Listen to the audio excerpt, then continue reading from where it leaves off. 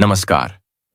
मुंशी प्रेमचंद की कालजयी रचना ईदगाह हर्ष एक संवेदनशील और अर्थपूर्ण कहानी है जो भारतीय समाज की धार्मिक और सांस्कृतिक विविधता को दर्शाती है। यह कहानी एक छोटे बच्चे हामिद के माध्यम से प्रेमचंद ने न केवल गरीबी और संघर्ष की गहरी भावना को प्रस्तुत किया है, बल्कि मानवीय मूल्यों और त्याग की प्रेरणा भी दी है। इस कहानी में एक छोटे से बच्चे की निश्चल भावनाएं हमें यह सिखाती हैं कि सच्ची खुशी और संतोष भौतिक वस्तुओं में नहीं, बल्कि अपने प्रियजनों के प्रति प्रेम और समर्पण में निहित है। प्रेमचंद की इस रचना में न केवल सामाजिक यथार्थ का चित्रण है, बल्कि यह भारतीय संस्कृति की आत्मा को भी छूता है। ईदगाह एक ऐसी कहानी है जो मानवीय संवेदनाओं और रिश्तों की गहराई को उजागर करती है और पाठकों को सोचने पर मजबूर करती है कि असली अमीरी क्या होती है। आइए सुनते हैं मुंशी प्रेमचंद की कालजयी रचना ईदगाह। रमजान के पूरे 30 रोजों के बाद ईद आई है। कितना मनोहर, कितना सुहावना प्रभाव है। वृक्षों पर अजीब हरियाली है, खेतों में कुछ अजीब रौनक है, आसमान पर कुछ अजीब लालिमा है। आज का सूर्य देखो, कितना प्यारा, कितना शीतल है, यानी संसार को ईद की बधाई दे रहा है। गांव में कितनी हलचल है। ईदगाह जाने की तैयारियां हो रही हैं। किसी के कुर्ते में बटन नहीं है, पड़ोस के घर में सुई धागा लेने दौड़ा जा रहा है। किसी के जूते खड़े हो गए हैं, उनमें तेल डालने के लिए तेली के घर पर भागा जाता है। जल्दी जल्दी बैलों को सानी पानी दे दें। ईदगाह से लौटते लौटते दोपहर हो जाएगी। 3 कोस का पैदल रास्ता, फिर सैकड़ों आदमियों से मिलना भेंटना, दोपहर के पहले लौटना असंभव है। लड़के सबसे ज्यादा प्रसन्न हैं।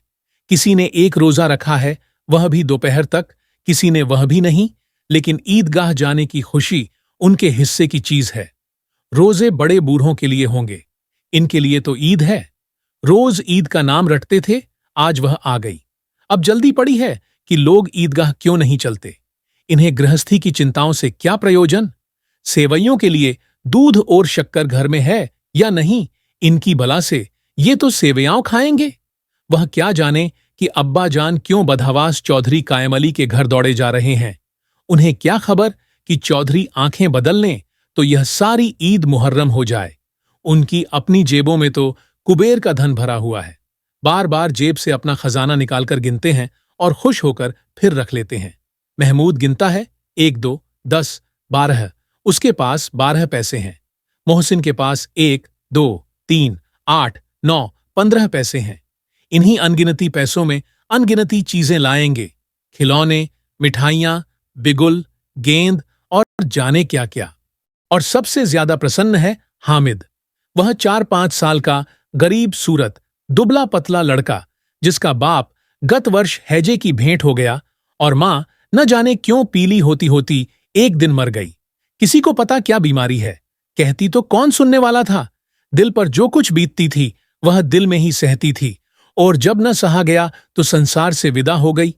अब हामिद अपनी बूढ़ी दादी अमीना की गोद में सोता है और उतना ही प्रसन्न है। उसके अब्बा जान रुपये कमाने गए हैं, बहुत सी थैलियां लेकर आएंगे। अम्मी जान अल्लाह मियाँ के घर से उसके लिए बड़ी अच्छी अच्छी चीजें लाने गई हैं, इसलिए हामिद प्रसन्न है।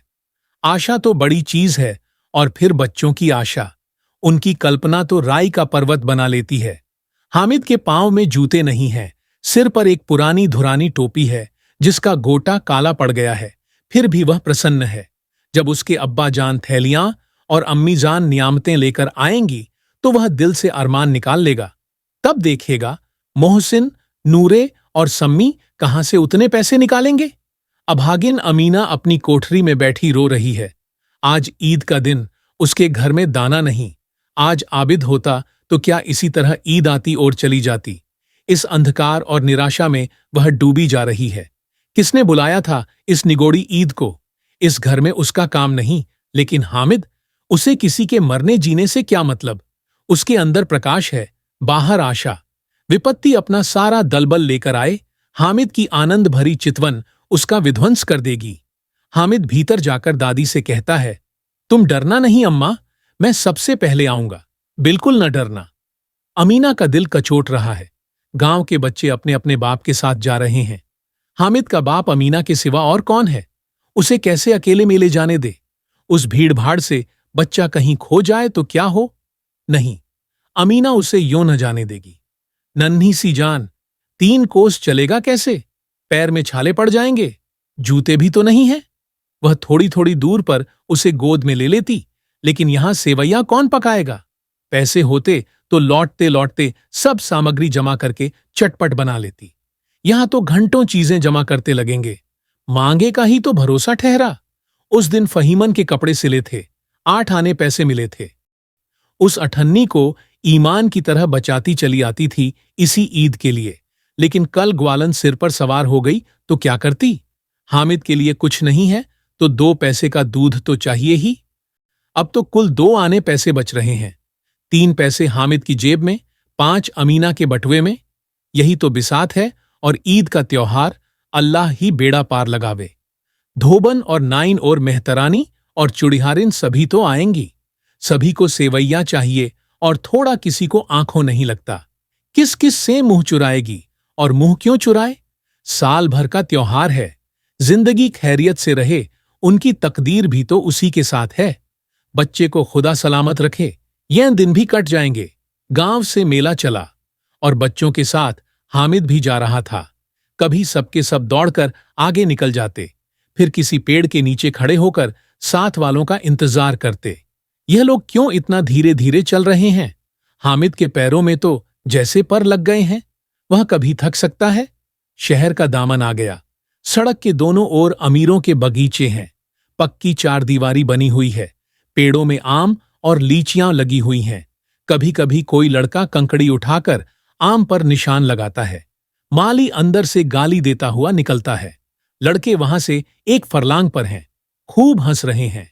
माली को कैसा उल्लू बनाया है। बड़ी बड़ी इमारतें आने लगीं।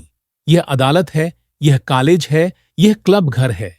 इतने बड़े कॉलेज में कितने लड़के पढ़ते होंगे? सब लड़के नहीं हैं जी, बड़े बड़े आदमी हैं सच। उनकी बड़ी बड़ी मूंछें हैं। इतने बड़े हो गए, अभी तक पढ़ने जाते हैं। न जाने कब तक पढ़ेंगे और क्या करेंगे इतना पढ़कर। हामिद के मदरसे में 2-3 बड़े बड़े लड़के हैं, बिल्कुल 3 कौड़ी के। रोज मार खाते हैं, काम से जी चुराने वाले। इस जगह भी उसी तरह के लोग होंगे, और क्या? क्लब घर में जादू होता है। सुना है यहां मुर्दों की खोपड़ियां दौड़ती हैं और बड़े बड़े तमाशे होते हैं, पर किसी को अंदर नहीं जाने देते। और वहां शाम को साहब लोग खेलते हैं। बड़े बड़े आदमी खेलते हैं, मूंछों दाढ़ी वाले। और मेमे भी खेलती हैं सच। हमारी अम्मा को यह दे दो, क्या नाम है, बैट, तो उसे पकड़ ही न सकें, घुमाते ही लुढ़क जाए। नमाज खत्म हो गई है। लोग आपस में गले मिल रहे हैं। तब मिठाई और खिलौने की दुकान पर धावा होता है। ग्रामीणों का यह दल इस विषय में बालकों से कम उत्साही नहीं है।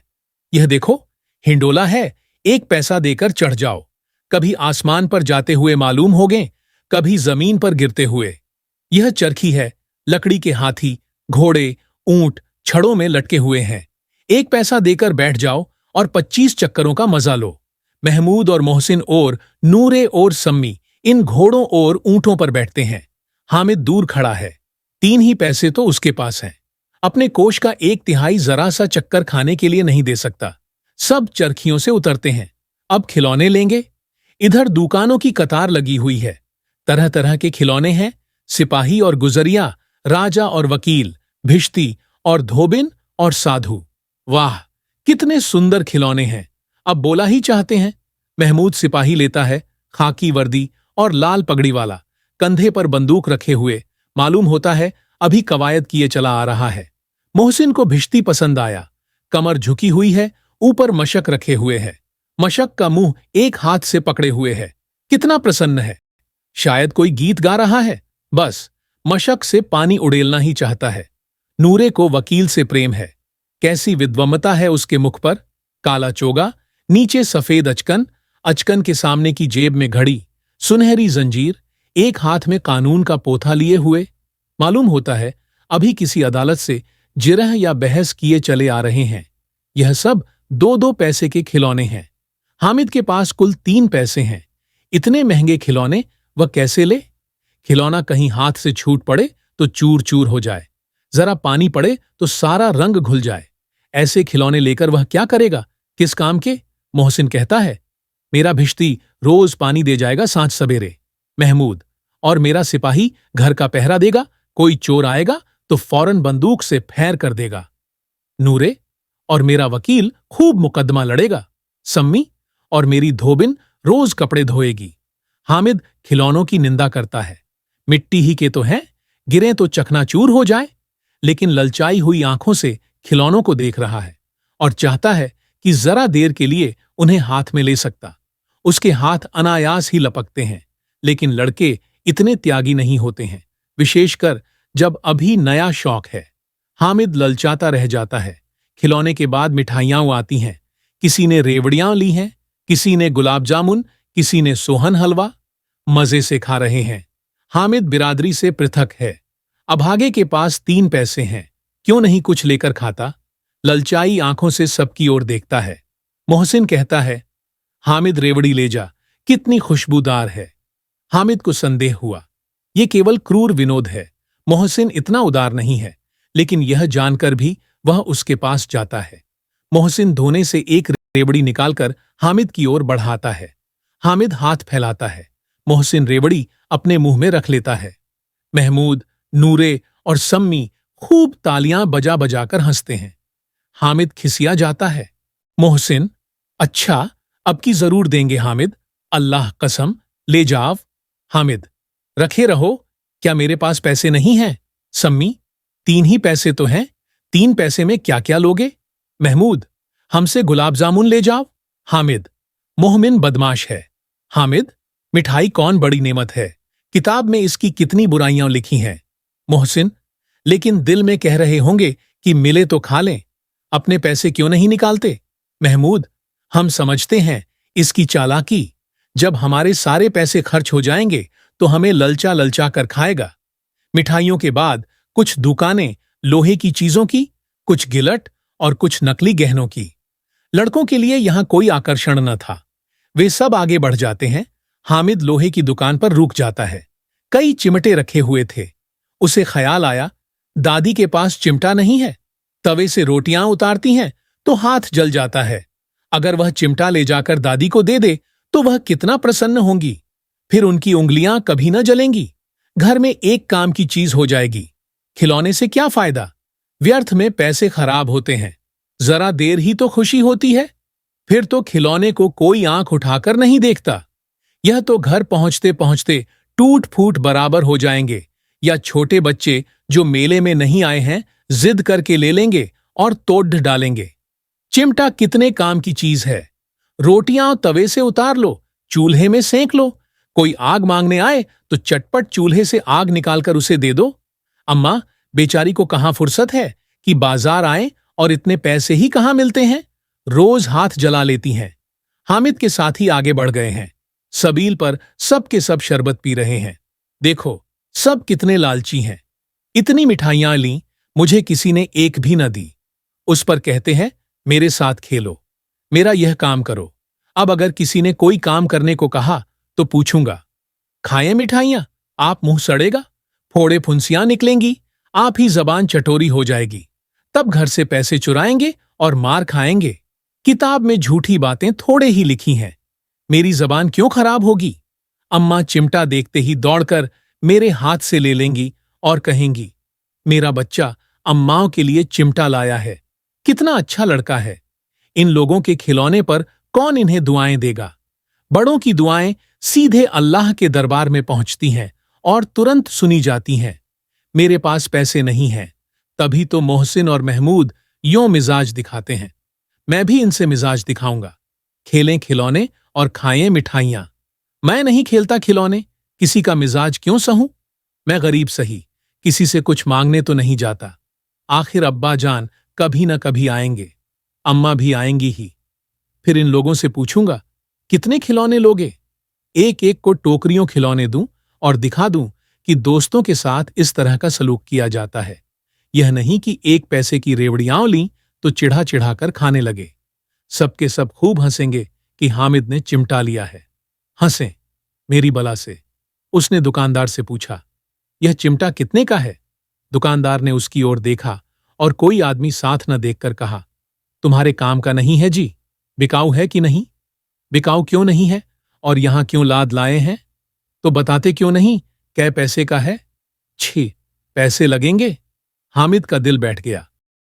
ठीक ठीक 5 पैसे लगेंगे, लेना हो लो, नहीं चलते बनो। हामिद ने कलेजा मजबूत करके कहा।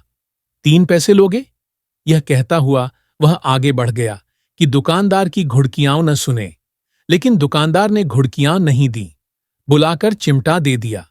हामिद ने उसे इस तरह कंधे पर रखा मानो बंदूक है और शान से अकड़ता हुआ संगियों के पास आया। जरा सुने, सबके सब क्या क्या आलोचनाएं करते हैं। मोहसिन ने हंसकर कहा, यह चिमटा क्यों लाया पगले? इसे क्या करेगा? हामिद ने चिमटे को जमीन पर पटक कर कहा, जरा अपना भिश्ती जमीन पर गिरा दो, सारी पसलियां चूर चूर हो जाएं बच्चों की। महमूद बोला, तो यह चिमटा कोई खिलौना है? हामिद, खिलौना क्यों नहीं है? अभी कंधे पर रखा, बंदूक हो गई, हाथ में ले लिया, फकीरों का चिमटा हो गया। चाहूं तो इससे मजीरे का काम ले सकता हूं। एक चिमटा जमा दूं तो तुम लोगों के सारे खिलौनों की जान निकल जाए। तुम्हारे खिलौने कितना ही जोर लगाए, मेरे चिमटे का बाल भी बांका नहीं कर सकते। मेरा बहादुर शेर है चिमटा। सम्मी ने खंजरी ली थी, प्रभावित होकर बोला, मेरी खंजरी से बदलोगे? 2 आने की है। हामिद ने खंजरी की ओर उपेक्षा से देखा। मेरा चिमटा चाहे तो तुम्हारी खंजरी का पेट फाड़ डाले। बस एक चमड़े की झिल्ली लगा दी, ढप ढप बोलने लगी। जरा सा पानी लग जाए तो खत्म हो जाए। मेरा बहादुर चिमटा आग में, पानी में, आंधी में, तूफान में बराबर डटा खड़ा रहेगा। चिमटे ने सभी को मोहित कर लिया। अब पैसे किसके पास धरे हैं? फिर मेले से दूर निकल आए हैं। 9 कब के बज गए, धूप तेज हो रही है, घर पहुंचने की जल्दी हो रही है। बाप से जिद भी करें तो चिमटा नहीं मिल सकता। हामिद है बड़ा चालाक, इसीलिए बदमाश ने अपने पैसे बचा रखे थे। अब बालकों के 2 दल हो गए हैं। मोहसिन, महमूद, सम्मी और नूरे एक तरफ हैं, हामिद अकेला दूसरी तरफ। शास्त्रार्थ हो रहा है। सम्मी तो विधर्मी हो गया, दूसरे पक्ष से जा मिला, लेकिन मोहसिन, महमूद और नूरे भी हामिद से 1-1, 2-2 साल बड़े होने पर भी हामिद के आघातों से आतंकित हो उठे हैं। उसके पास न्याय का बल है और नीति की शक्ति। एक ओर मिट्टी है, दूसरी ओर लोहा, जो इस वक्त अपने को फौलाद कह रहा है। वह अजेय है, घातक है। अगर कोई शेर आ जाए तो मियां भिश्ती के छक्के छूट जाए, मियां सिपाही मिट्टी की बंदूक छोड़कर भागें, वकील साहब की नानी मर जाए, चोगे में मुंह छिपाकर जमीन पर लेट जाए। मगर यह चिमटा, यह बहादुर, यह रूस्तमे हिंद लपक कर शेर की गर्दन पर सवार हो जाएगा और उसकी आंखें निकाल लेगा। मोहसिन ने एड़ी चोटी का जोर लगाकर कहा, अच्छा, पानी तो नहीं भर सकता? हामिद ने चिमटे को सीधा खड़ा करके कहा, भिश्ती को एक डांट बताएगा तो दौड़ा हुआ पानी लाकर उसके द्वाड़र पर छिड़कने लगेगा। मोहसिन परास्त हो गया, पर महमूद ने कुमुक पहुंचाई। अगर बच्चा पकड़ जाए तो अदालत में बंधे बंधे फिरेंगे, तब तो वकील साहब के पैरों पड़ेंगे। हामिद प्रबल तर्क का जवाब न दे सका। उसने पूछा, हमें पकड़ने कौन आएगा? नूरे ने अकड़कर कहा, यह सिपाही बंदूक वाला। हामिद ने मुंह चिढ़ाकर कहा, यह बेचारे हम बहादुर रुस्तमे हिंद को पकड़ेंगे। अच्छा लाओ, अभी जरा कुश्ती हो जाए, इसकी सूरत देखकर दूर से भागेंगे। पकड़ेंगे क्या बेचारे? मोहसिन को एक नई चोट सूझ गई। तुम्हारे चिमटे का मुंह रोज आग में जलेगा। उसने समझा था कि हामिद लाजवाब हो जाएगा, लेकिन यह बात न हुई। हामिद ने तुरंत जवाब दिया, आग में बहादुर ही कूदते हैं जनाब। तुम्हारे यह वकील, सिपाही और भिश्ती लौंडियों की तरह घर में घुस जाएंगे। आग में कूदना वह काम है जो यह रूस्तमे हिंद ही कर सकता है।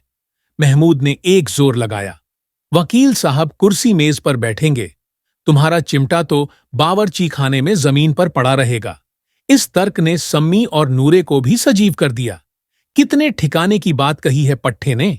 चिमटा बावर्ची खाने में पड़ा रहने के सिवा और क्या कर सकता है? हामिद को कोई फड़कता हुआ जवाब न सूझा तो उसने धांधली शुरू की, मेरा चिमटा बावर्ची खाने में नहीं रहेगा।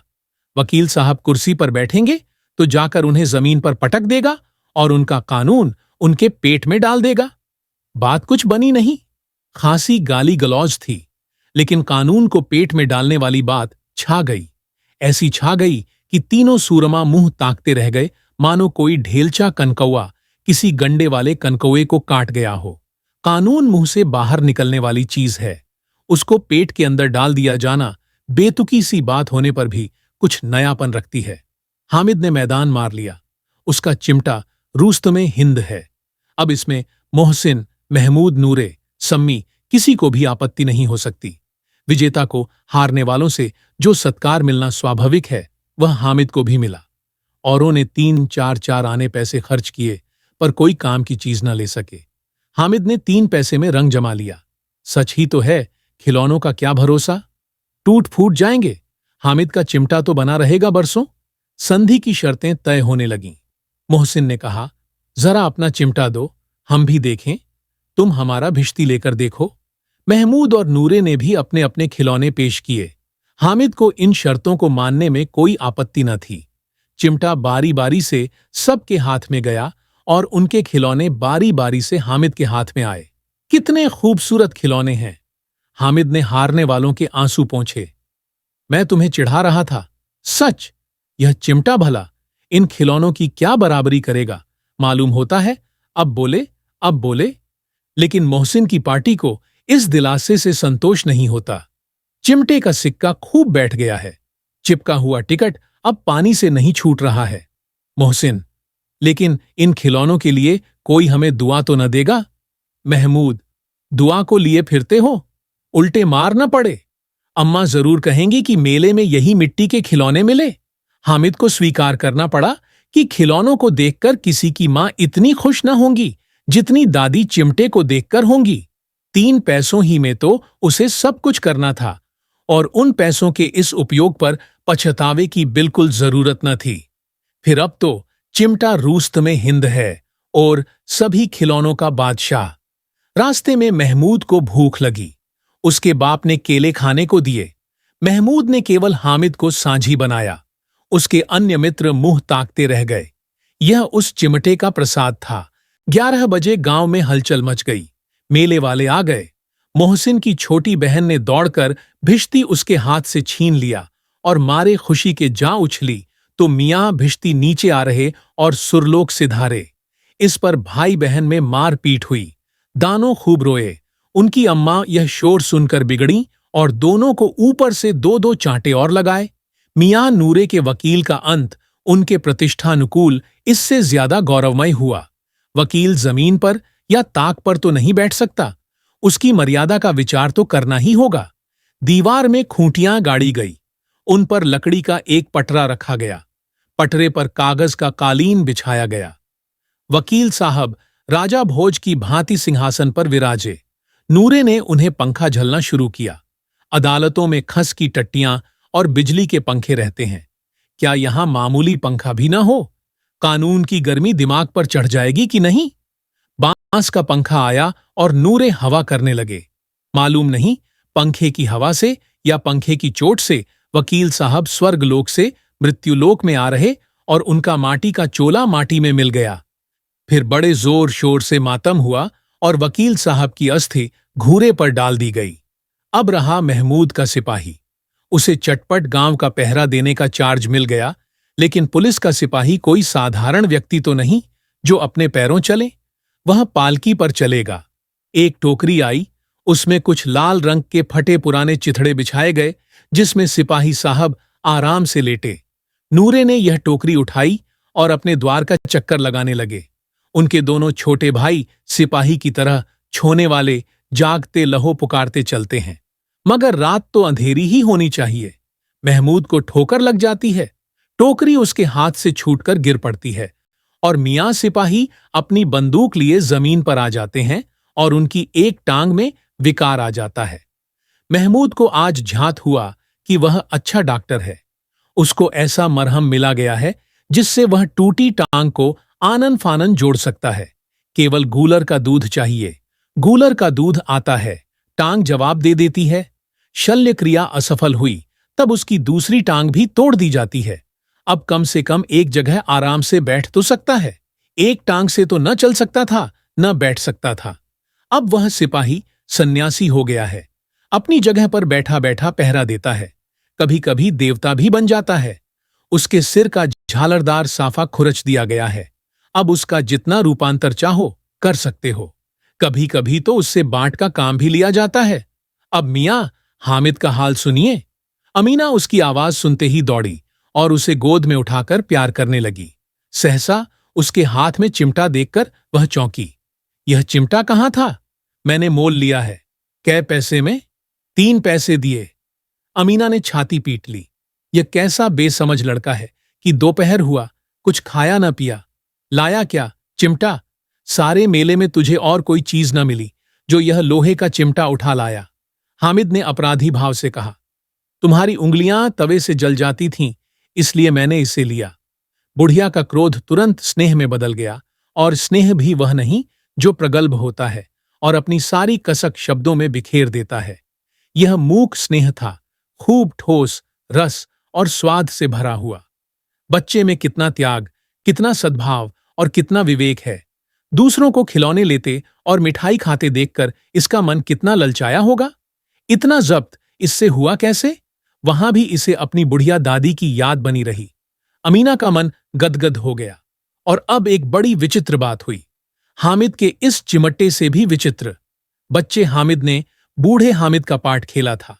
बुढ़िया अमीना बालिका अमीना बन गई। वह रोने लगी, दामन फैलाकर हामिद को दुआएं देती जाती थीं और आंसू की बड़ी बड़ी बूंदें गिराती जाती थीं। हामिद इसका रहस्य क्या समझता? कैसी लगी आपको यह कहानी? कमेंट बॉक्स में जरूर बताएं। मुंशी प्रेमचंद्र की अगली कहानी पढ़ने के लिए यहां क्लिक करने। धन्यवाद।